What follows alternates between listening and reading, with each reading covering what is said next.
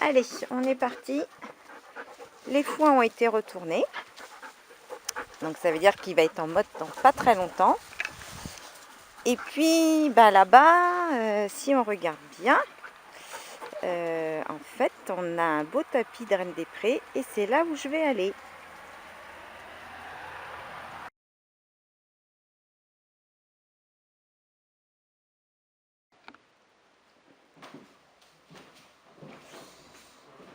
Alors, donc voilà, ça c'est ma Reine des Prés. Et j'en ai pas besoin de plus, c'est à peu près ma récolte pour l'année. Ce sont des plantes, comme vous le voyez, c'est vraiment propre. Et on n'a que la fleur et le bouton. Ça va être extrêmement concentré. Ça a été cueilli il y a une demi-heure, ça va être séché tout de suite. Demain, ce sera empaqueté. On va avoir des plantes avec une concentration de principes actifs extraordinaire. On en mettra beaucoup moins que celles que vous achetez dans le commerce, qui d'ailleurs est plante entière fleurie en général, ça veut dire que vous avez de la tige, hein, donc beaucoup de tiges, ça n'a rien à voir avec ça. Donc on va en utiliser très peu. Et c'est quand même, voilà, les récoltes que vous allez faire vous-même, il n'y aura jamais dans le commerce l'équivalent. C'est pour ça aussi que je vous montre toutes ces vidéos, c'est pour que vous deveniez autonome afin d'acquérir une qualité dans vos plantes. Voilà, alors c'est mon espérance. J'espère que mon espérance ne sera pas déçue. Et puis n'hésitez pas, quand vous avez vu les vidéos, que vous avez fait vos propres expériences, eh ben, venez me le dire. Parce que, et puis peut-être aussi si vous avez fait des erreurs, on peut en discuter. Mais voilà, ces plantes-là que vous avez ramassées vous-même, qui sont propres d'une telle beauté, elles vont vous donner des résultats incroyables. Donc il ne faut pas hésiter, il faut vous lancer maintenant.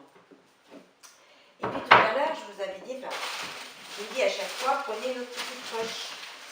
Donc voilà, là j'ai trouvé de la frêle des champs, Equisetum avancé.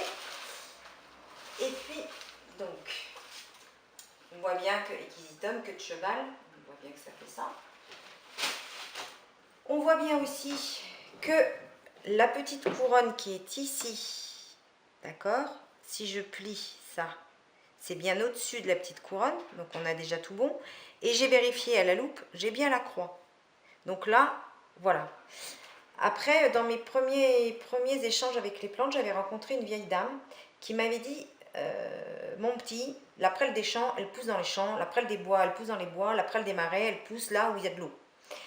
Et moi, là, j'ai ouais, enfin, pas très sûr. Et en réalité, oui, très souvent, c'est comme ça. La prêle des champs, elle pousse dans les champs. Donc, si vous la trouvez en sous-bois, vérifiez. Voilà. Si vous la trouvez les pieds dans l'eau dans un marais, c'est pas la prêle des champs. Enfin, voilà. Donc, la petite précaution, c'est effectivement la première phalange repliée, elle doit être au-dessus de la petite couronne. Et effectivement, quand on casse ça, quand on regarde à la loupe, on a une croix. Quand vous avez ça déjà, vous avez déjà pas mal d'indications et peu de chances de vous tromper. Alors, ensuite, moi j'ai un séchoir. Voilà, j'ai investi dans un séchoir. Franchement, faites-le. Parce que vous allez vous y retrouver, c'est une facilité enfantine. Alors, voilà, je mets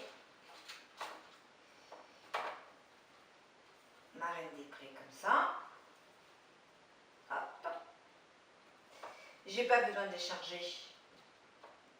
Parce que ça me fait. Là, dans ce cas-là, j'en ai pas besoin. Je la mets là.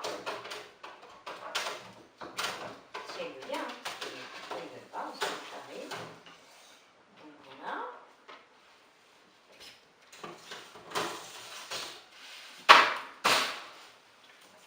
Idem, on recommence. Voilà. On a besoin de charger. Et puis au-dessus, je vais mettre ma prêle. Et ainsi de suite. Et en général, demain, tout est sec.